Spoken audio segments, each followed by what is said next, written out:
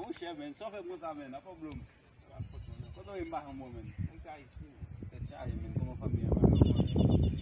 Waaw, sa fè lontan men, nou lage nou men.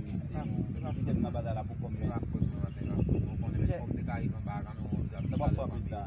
Kon sa mado, patne a ou konen mte nou mte yon problem a mise. E problem de gen a mise amte nou te mise makse mise. Te kwaze, fò kwaze ma mise. Le moun kote a mise, mga de zan mte mise. Mise kebe mise fwape men, ni kwa zam nan men. So di ko sa bode ou fou men. A cause Mise ou ko zam men, nan moun fwe. o mise se zam nan men.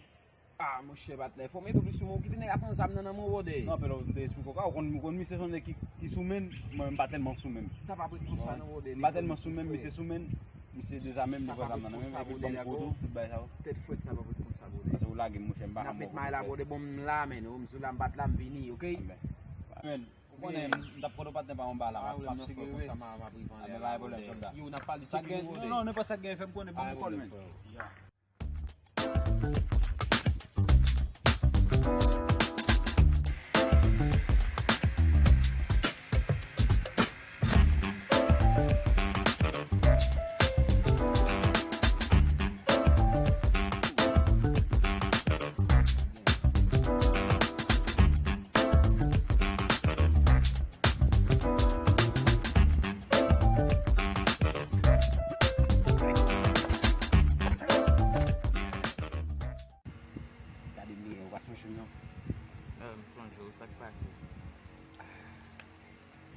Sonje kombo te gen la deja.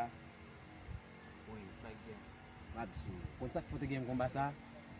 E paske mantri nan batay ki pap mwen. Mwen met te gen 1000 job sou para ka gen komba. Yo kunya mbat la mantri.